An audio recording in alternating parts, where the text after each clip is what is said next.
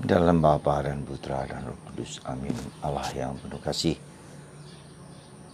kami kau ingatkan sekali lagi bahwa kami harus semakin berkualitas dalam iman, dalam harapan, dalam kasih kami kepadamu dan sesama. Bantu kami untuk semakin lebih mendalam, lebih merasuki, lebih meresapi bahwa iman kami itu adalah iman yang hidup, yang bertumbuh, yang berkembang dalam jatuh dan bangun. Terpujilah namamu kini dan sepanjang segala masa. Amin. Para saudaraku terkasih dalam Kristus, Yesus hari ini mengingatkan kita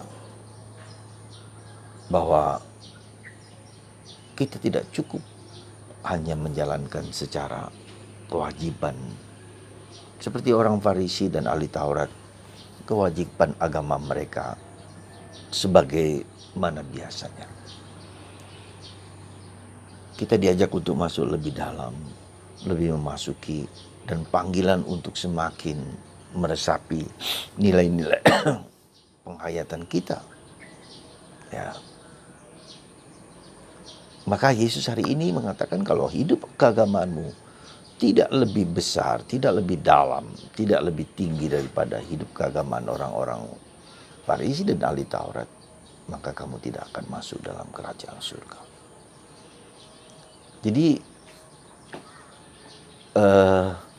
ini suatu tantangan dan suatu panggilan, ya, panggilan kehidupan kekristenan kita, bahwa kita diajak sungguh-sungguh untuk tidak terbatas kepada sesuatu yang lahir, ya, suatu hukum, suatu peraturan, suatu kewajiban belaka, tapi memasuki suatu relasi personal dengan Yesus. Dalam jatuh dan bangun, dalam interaksi dengan problem-problem kehidupan yang kita hadapi setiap hari. Entah itu dalam kegagalan, entah itu dalam keberhasilan, entah itu dalam kesulitan, entah itu dalam masalah, entah itu dalam salib. Dengan kata lain, kita diajak untuk semakin memurnikan iman kita, untuk semakin memperdalam harapan kita, untuk semakin menyucikan motivasi kasih kita kepada orang lain dan kepada sesama. Jadi semakin lama kita diajak untuk semakin meresap, semakin memasuki gitu loh. Ya. Itu yang bacaan Injil hari ini, di mana Yesus menuntut dan menantang gitu loh. Jadi orang tidak hanya sekedar membunuh itu dihukum, bahkan lebih daripada itu. Orang yang berkata jahil saja kepada temannya, itu juga harus dihukum. Lebih dalam daripada itu. Ketika orang mengatakan kafir saja pada orang lain, itu tanda orang juga harus dihukum lebih berat lagi. Jadi ada gradasi pertumbuhan dan perkembangan iman. Ada lapisan-lapisan, semakin lama lapisan kita itu semakin halus dan semakin semakin mendalam, semakin mengakar, semakin menguat, dan semakin juga sederhana.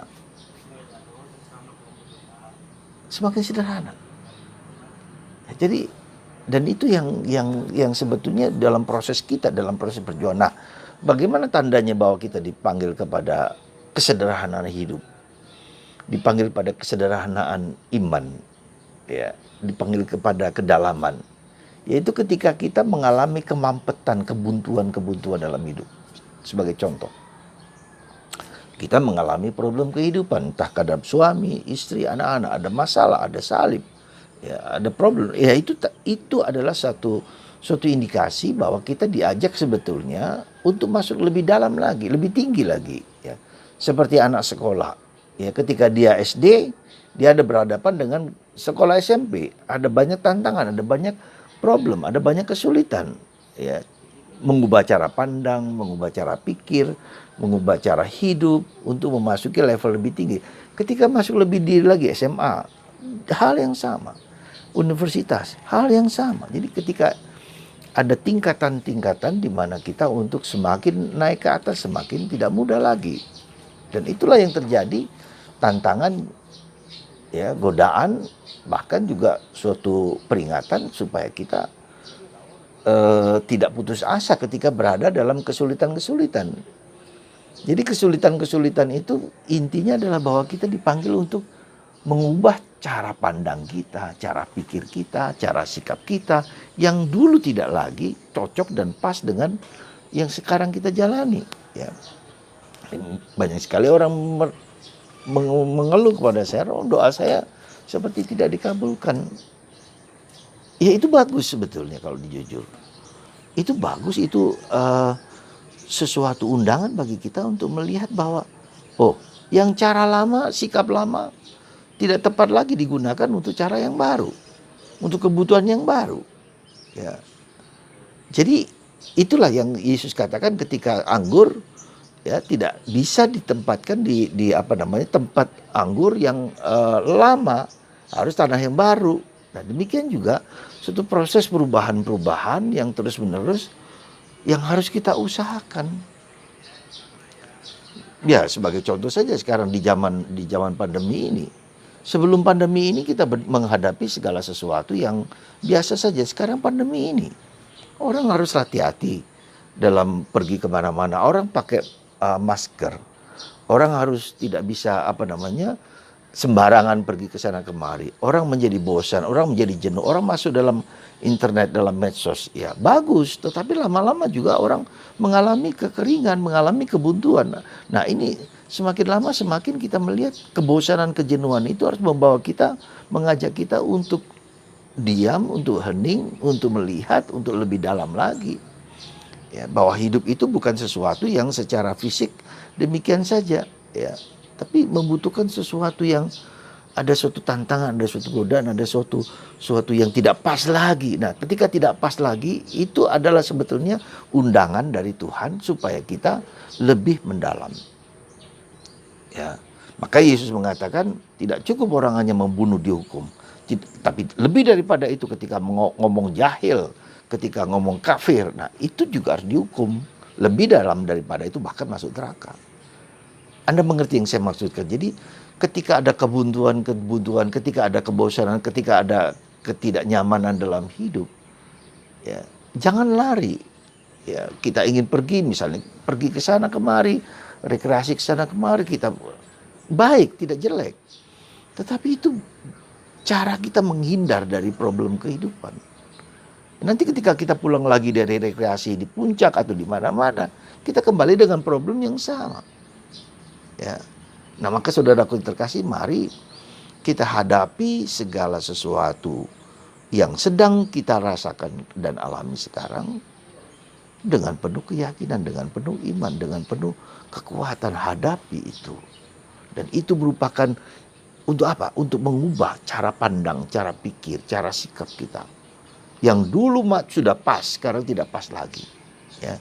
Yang dulu kita memakai tempat untuk menyimpan anggur menurut tradisi orang Yahudi, yang anggur lama, untuk tempat yang lama, sekarang harus di tempat yang baru. Hati, pikiran kita semua. Semoga Anda, kita semua berani untuk mengubah cara pandang kita. Ketika kebosanan terjadi, ketika salib terjadi, ketika problem hidup kita terjadi, ya, ubah cara pandang kita, ubah cara pikir kita. Dengan pandemi ini, kita mengubah cara pikir kita. Ya, kita merasa bahwa medsos, internet bisa menjawab segala sesuatu. Sekarang kita masuk dunia metaverse, tambah lagi masuk dunia batin, ya, yang tak kelihatan itu, tetapi itu bukan lagi menjadi tidak real, menjadi nyata. Orang bisa hadir di New York dengan memakai alat VR itu, ya, hadir di sana dan bisa bergaul dengan semua orang di sana. Jadi berkembang, bertumbuh, dan bisakah kita mengubah, ya, meskipun sangat-sangat sulit, sekali lagi saya katakan sangat-sangat sulit, ya, maka kita mengubah cara hidup kita yang sehari-hari saja, ya, memakai masker saja tidak mudah, kita masih sering lupa dan seterusnya. Semoga Anda dan saya, sekali lagi juga termasuk dalam dunia rohani, Ya, dalam dunia rohani, nah, penderitaan-penderitaan dan salib-salib itulah sebetulnya membawa kita untuk masuk di dalam persekutuan dengan Tuhan. Ya, jadi pertobatan itu adalah memasuki dunia Allah, dunia pikir Allah. Bukan aku yang ku kehendaki, tetapi saya memasuki apa yang Tuhan kehendaki dari diriku. Dan itu bukanlah yang mudah, bukanlah yang gampang.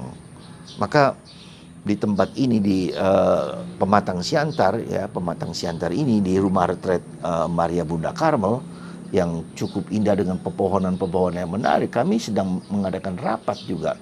Rapat 3 tahunan membicarakan kehidupan kami bersama. Kita merefleksikan, kita diskusi, kita sharing, kita kritik diri juga untuk melihat segala sesuatu yang kira-kira bermanfaat dan tidak bermanfaat bagi perkembangan zaman. Dunia digital memaksa kita untuk berubah sikap, berubah pikiran, ya, berubah wawasan dalam cara pandang kita melihat dunia, melihat orang lain, melihat perkembangan zaman. Dan semua itu akhirnya di manakah kita sebagai seorang Kristen, seorang Katolik, apalagi seorang Karmelit yang mengajak kita untuk masuk dalam dunia batin, dunia yang tidak kelihatan, ya, dan kita mau menyesuaikan diri dengan kehendak Tuhan bagi kita. Semoga Tuhan memberkati Anda dan saya untuk belajar mengubah cara pikir, cara pandang, sikap kita terbuka dan mengizinkan Tuhan untuk mengubahnya sesuai dengan kehendaknya. Tuhan memberkati kita semua dalam Bapa dan Putra dan Roh Kudus. Amin.